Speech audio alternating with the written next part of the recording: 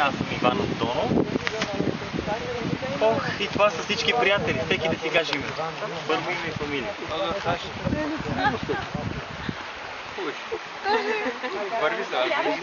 Тъй като помахат, пак се виждат. Да видим толкова много съмишленици на идеята е страхотно.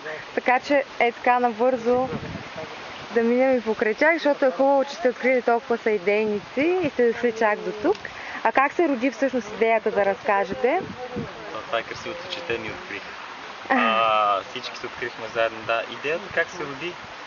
Идеята е родена може би преди много време. Идеята е да се дарява лимеци, не толкова самото даряване, колкото да се разпространи самия лимец, да се възрази в България. Всички знаем, че това е древното чисто жито, на което не му трябват никакви допълнителни препарати, торове и така нататък. И това идеята е просто благородна. Събрали сме се група доброволци и споделяме една обща хармония. Имахте ли съмишленици много, които да ви помогнат, или се наложи сам да развиете идеята? Как стана засяването на такава голяма площ? Те не съм сам, да, съмишленици сме. Всички ние тук. Всички, абсолютно. Всички го посяхте заедно? На ръка, предполагам. Това няма нужда да съм в център на всички. Има много центрове тук. Много. Аз виждам, че всички сте едно голямо семейство. Добре, как успяхте да се здобиете с достатъчно лимец, за да посеете такава голяма площ? Сега знаем, че в България все още е скъп удоволствие, макар че е много здравословен, трудно достъпен е за повечето хора. Вие как успяхте да набавите достатъчно, за да посеете такава голяма площ? Значи това сега не е това не е първо засяване. Значи Ванката даже може да даде малко повече информация. Добре, но Ванката е още по-притеснителен, значи аз съм малко по-малко притеснителен Ванката. Да, това е, отначало се започна с, мисля, че около 17 декара и от тези 17 декара засяхме, няма около 250 декара на различни ниви в страната и една част раздадохме просто на, така да се каже, безусловно, за житните постове всъщност, за тази година. И сега женеме тези 200-250 декара, може малко повече да бяха, не сме ги точно така сметали. И пак идеята е да се популяризира това нещо и да го дариме това нещо на колкото се може повече хора, те също така да почнат малко, защото и дарявайки на някой семе за 1 декар, той следващата година има реколта, с която може да посее вече 10 декара, след което вече са 100 декара, 1000 декара и така нататък. И вярваме, че много бързо ще се разпространи така самата идея. Да, това е много хубаво да опитате да стане по-достъпно за хората, понеже много хора, примерно, са чували за качествата му и искат да го използват като храна или дори като лекарство, но по-трудно достъпно. Ако си го засеят сам, като има такава опция, вече е по-лесно и стига до домовете на повече хора. Точно това наистина е много скъпо и затова хората не могат да си го отглеждат, защото в аптеките се продава примерно близо 30 лева килограма, 27 лева килограма от много години. И то мисля, че там като цяло и много хора казват, наистина има скъпо, защото за да си засеят 1 декар и ако трябва да си го купат, примерно, поне до сега така беше, то е свръх скъпо, смисъл, това са стотици левове само за един малък декар. Реално цената на лимеца въобще не е такава. В смисъл, за да го засееш, той наистина дава много по-малко от обикновената пшеница, но не мисля, че в никакъв случай не струва, примерно, реалната му цена не е 20-30 лева, примерно, на килограм. Сега вече се продава, в смисъл, производителите на лимец продават за около 2-3 лева килограма, когато се купува на едро. И идеята и хората достигнат до тази информация. Всъщност това е още една идея. Хората да могат да си го позволят това нещо, защото зърното го има. Аз поне съм обикалял в цялата страна, има тонове, десетки тонове зърно, което просто така стои в складовете и в същото време хората не могат да си го позволят, защото им е свръх скъпо, а те там го продават за 3 лева на едро. И идеята е те да достигнат до това нещо, да могат да си го позволят, дали ще е 3 лева, дали ще е 4 лева, няма значение, въпросът да не е свръх скъпо, тройна или четворна и петорна цена. Не търговията да диктува. Да.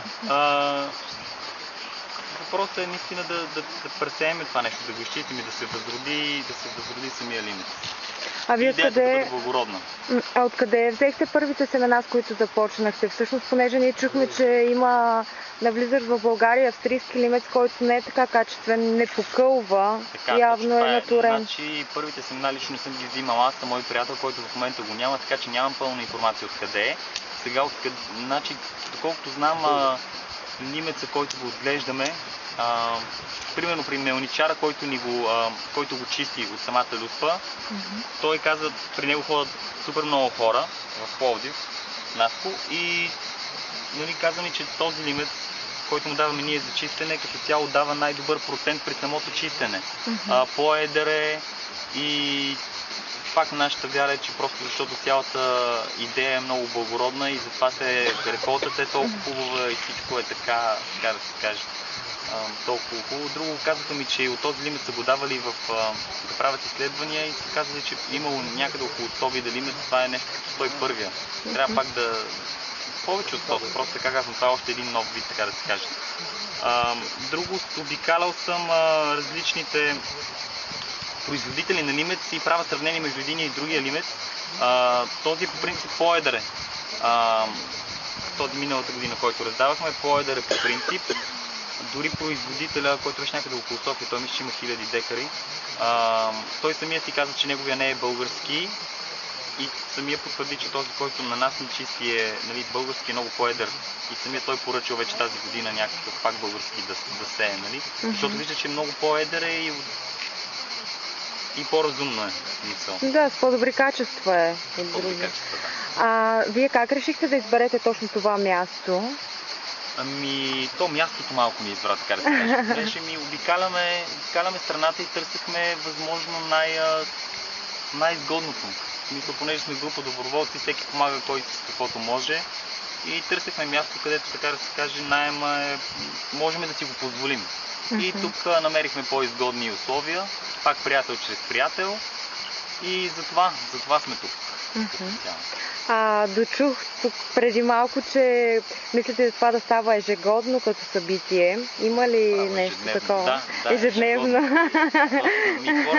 Хората се вдъхновяват, докосвайки се до тази чистота и до цялото това дело и днес това е една еуфория, една радост да береш, да късаш, да си говориш, да общуваш и да, с радост, в смисъл да стане ежегодно и мисля, че то ще се множи като водопад, то сега те първа тръгна и ще стане грандиозно, така го усещам. Добре, много ви благодаря. Хора, които желаят да отглеждат лимецата. Да, именно за това, заради тези толкова много са те не почват, точно защото не могат да си позволят да си вземат семето, а това е идеята да вече в смисъл могат някой, поне като начало да им покажем пример, да дарим това семе, след което те пък да продължат да даряват напред и така. Добре, аз искам да ви помоля последно да дадете някакъв съвет на другите хора, които също са ви съмишленици, но още не са достигнали до вас и до вашата кауза.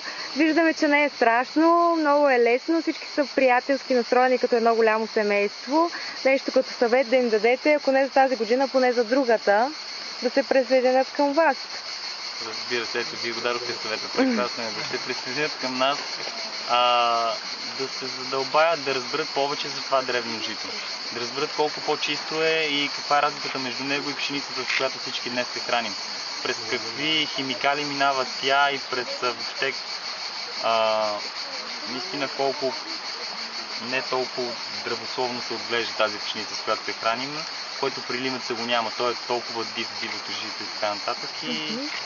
И да събудят, не знам, доброто в себе си, да започнат и те да прилагат нещо така, нещо благородно като това. Мисля, да го гледат, да има и за тях, да има и за другите, въобще, който както го усеща.